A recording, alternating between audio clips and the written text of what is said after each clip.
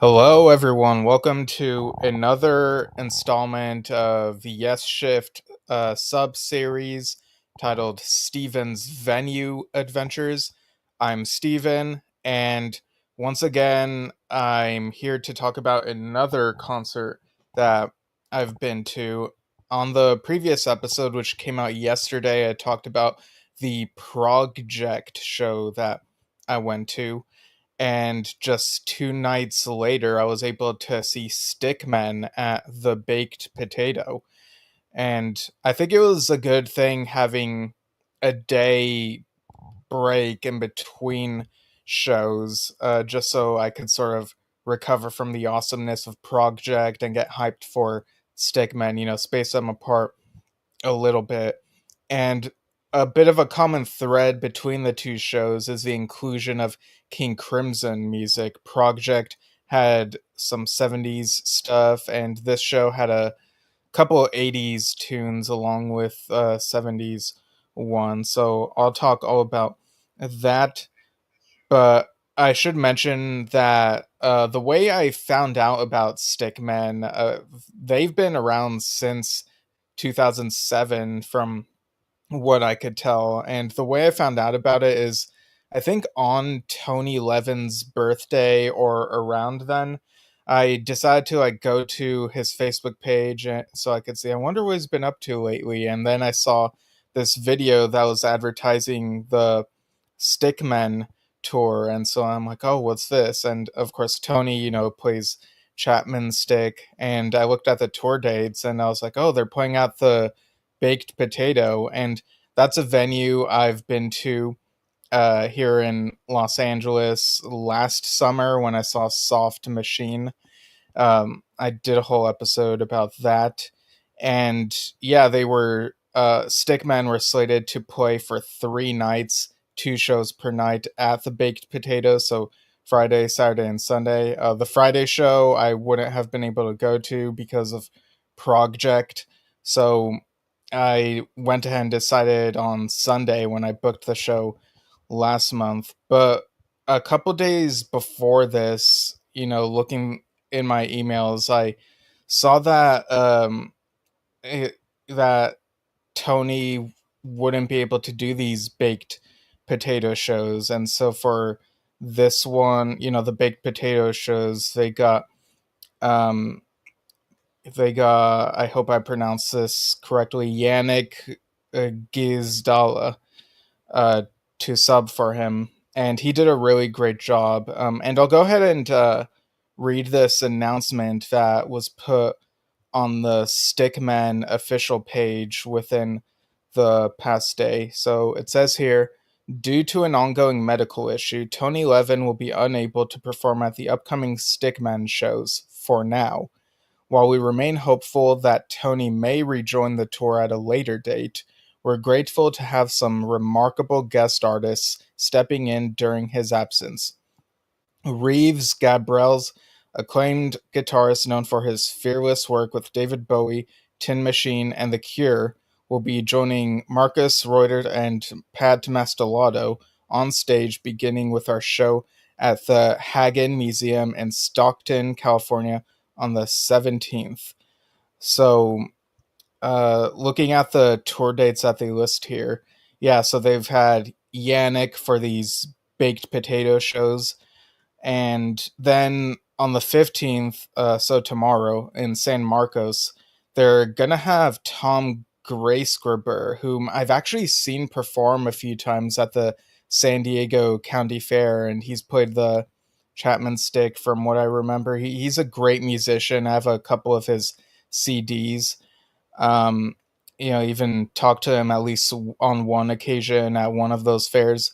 So he'll be playing at the 15th, uh, and then Reeves will be performing on the shows after that. So there are some shows from the 17th, that's at Stockton, California, and they go to a few more California places before heading to Oregon and then Vancouver and then Seattle. So that's the itinerary for the rest of this month. So I guess we'll see when they're able to have Tony again. Now, during the Stickman show, they mentioned that they were hoping to play material from their newest release, Brutal.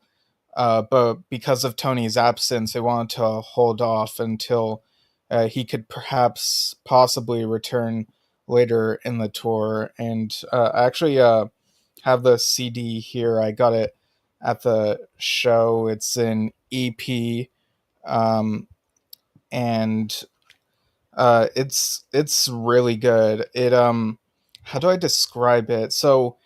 It so it's about 25 minutes long, and there are parts that kind of remind me of film scores. Like I could imagine it being kind of like part of a film, and there's a heaviness but an etherealness, like a mix of those two different things. And like, because of the King Crimson connection, Pat Mastelotto and Tony Levin. Like I can't help but be reminded of King Crimson in certain places here. Now the tracks on here are Brutal, Fandango, The Well, Bash Machine, and Pulp. Um, and I'm just looking at the stuff on the back, seeing. Yeah, you could go stickmanband.com. And I'll go ahead and show you what the inside looks like. So it looks like that. There's a CD there. Yeah, it's a black CD, and it's a really great listen. You you could even put it on in the get the CD and put it on in the car. I've been told that Stickman is great for listening to in the car when you're on a journey somewhere, and listening to it, like I believe it. So it's a really good CD. And I was able to. I know I'm sort of skipping ahead, but I'll get back to the show proper, arriving at the venue and whatnot.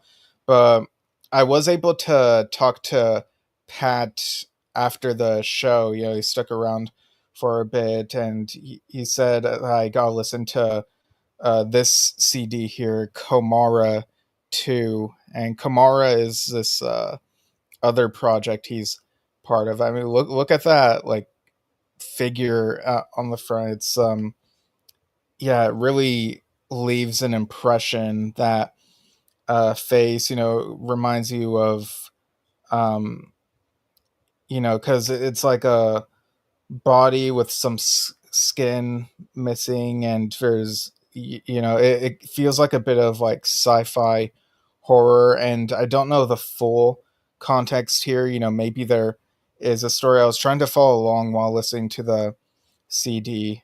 Here's what the inside looks like. I'll go ahead and show the CD. And this had a more mysterious, enigmatic feel, like the music on this CD. So that's how that looks. It's from Seven Media, which we've talked to people who've released music through them as well. And this includes, obviously, Pat on Pat Mastelotto is on this. He does traps and buttons.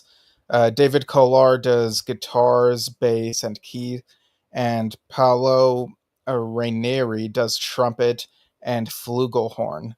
And you've also got, the with credits, as with Arv Henriksen on trumpet on KOMARA II, Bill Munyon as the voice, because there are a couple or a few tracks where you hear a mysterious voice, and Deborah Carter Mastelotto also has a voice. Let's see. Read the track listing real quick. So there are 12 tracks on this, and it's a full-length album, about 48 minutes long. Garand, Alina Day, Not Our Way, Relocating Children, Gray Apples Fall, Judgment Day, Utorok Cowboy, Swallowing Tokyo, Burning Man, Comarantino, Squirm, and The Returning Reprise. So, Yeah, it's really mysterious music that sticks with you. Um, and, I mean, hey, Stickman, there's a little pun there, I guess, that little connection. And yeah, it's a two because there's a one as well, which you can find. Yeah, I'm really glad that, he said, like, listen to this one. It's really great.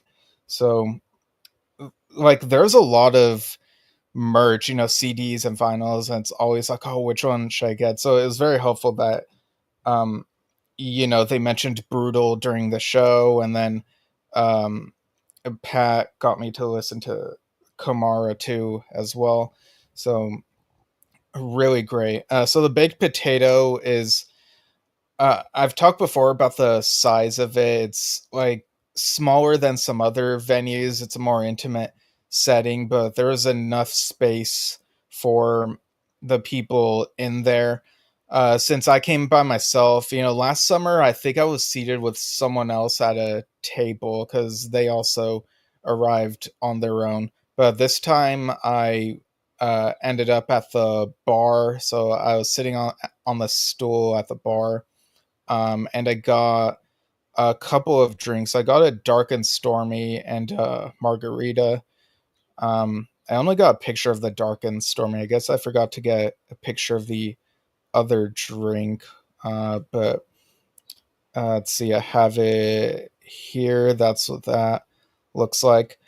And of course, the food menu has baked potatoes, which have like different toppings. Last time I went, I think I got this like hot dog baked potato thing.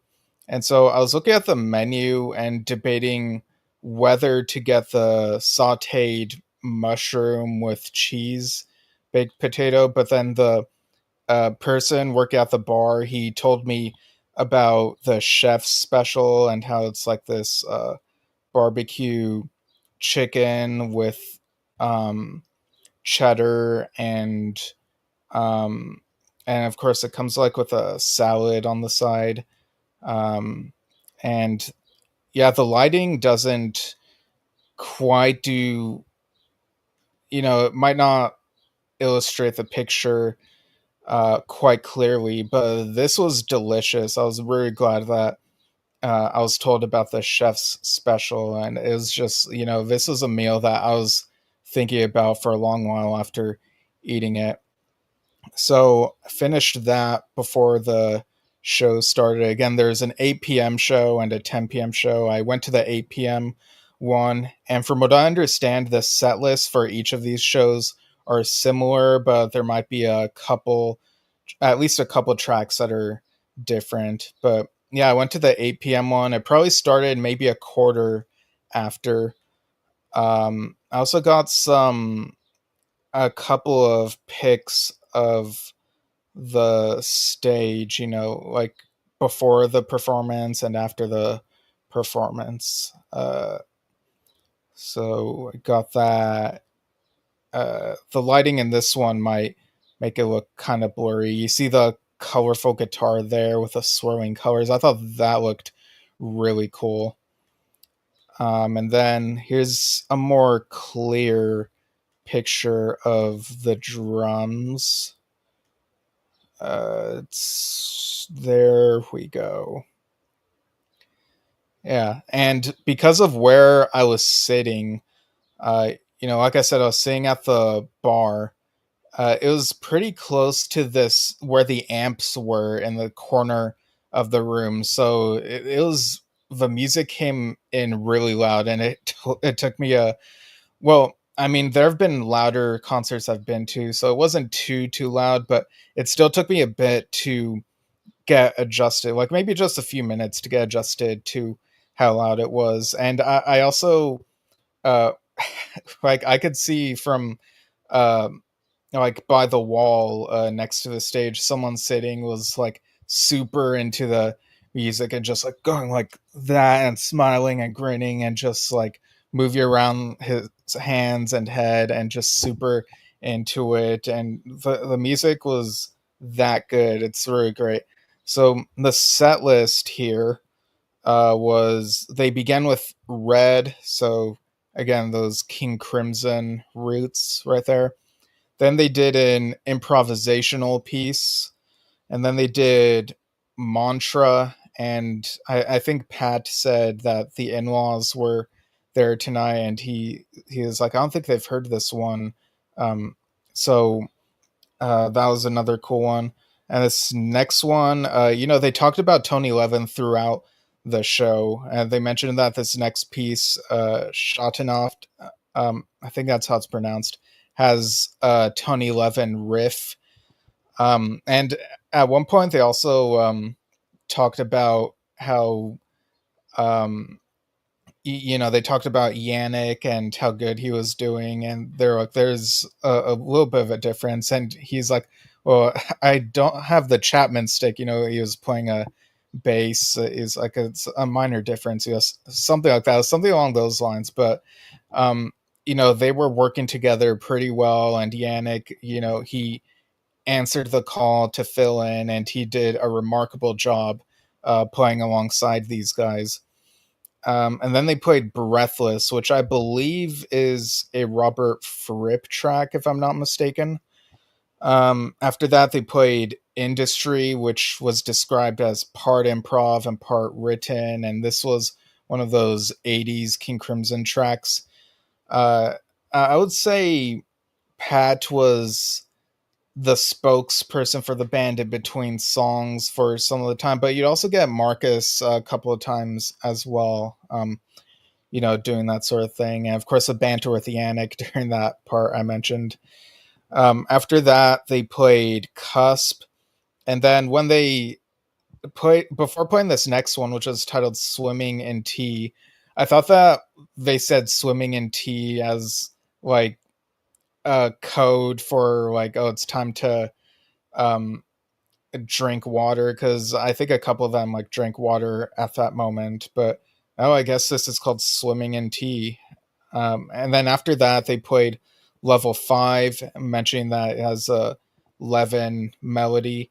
And then they concluded with Sheltering Sky, which is another 80s King Crimson track. So all throughout like this set list, there were reminders of King Crimson, even the stuff that wasn't King Crimson. I could not help but compare to that because of the similar feel, dark, heavy. There were a couple, industry has like that machinery feel, and I felt a bit of that heaviness and some of these other pieces, even though they weren't exactly the same thing. Each piece was different, but they had like this heaviness, this stuff that might remind you of metal, metal the object.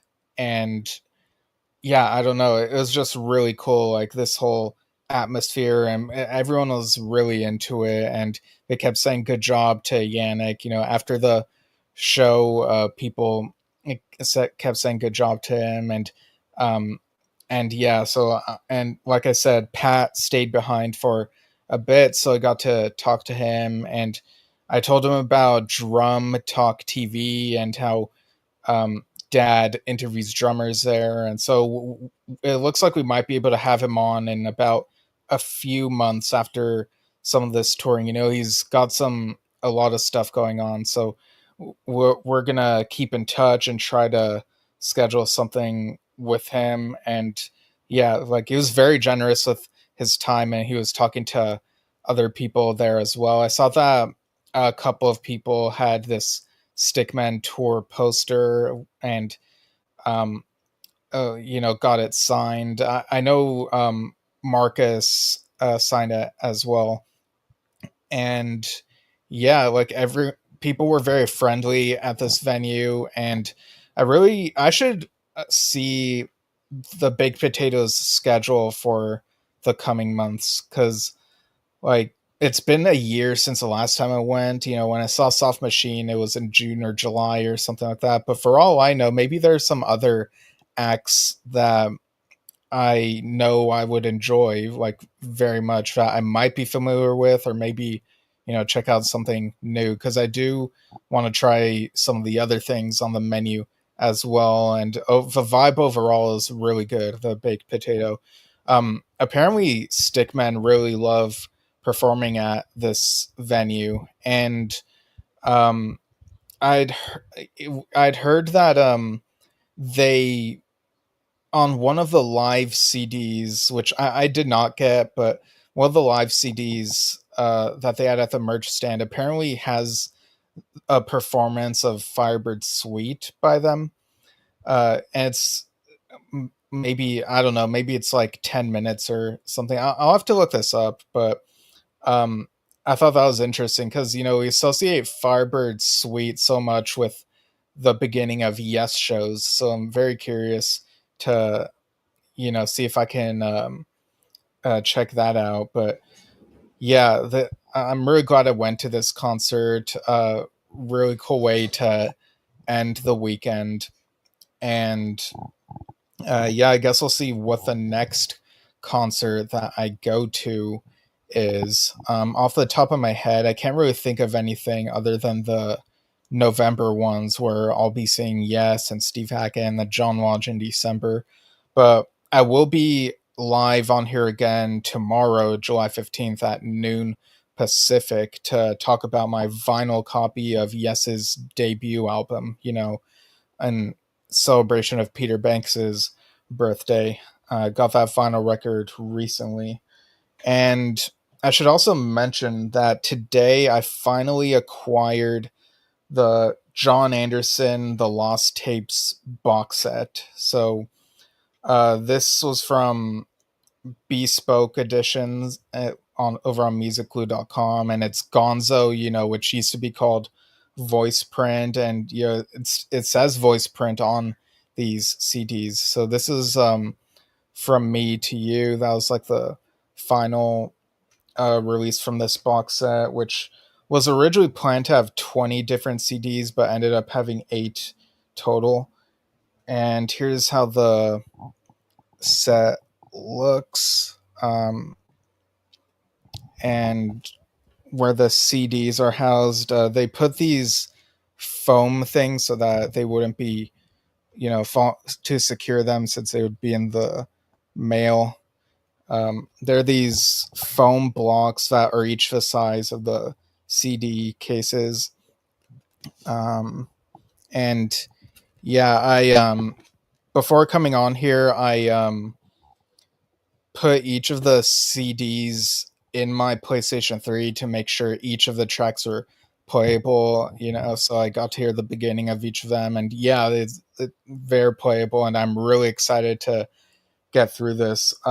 This was almost delivered to me on Friday, but and it's all those things where I have to sign it, but the attempted delivery happened toward the end of my show with Dad, where we did the Yesshift 4th anniversary show, and um and oh, I see Peter Damore is chiming in saying, "Hi, Steven. I just put my other John Solo CDs in there too." Oh, that's a good idea. I was thinking of just keeping these foam things in there, but yeah, maybe I could just get the other John Anderson solo CDs I have and fit them in there. Yeah.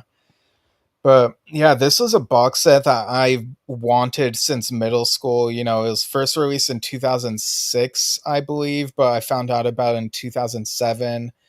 And at the time, I don't even know if there were still copies available to order at the time. Like, I know after a certain point they stopped taking in orders, but yeah, I basically waited 18 years for this set, and now I have it. So I gotta figure out, like, do I do like a huge mega episode about this set, or do I devote one episode per CD? That's something I'll have to figure out. But yeah, I'm real excited about this. I'll probably go through these in chronological order, more or less. But yeah, I'll keep you all posted on that.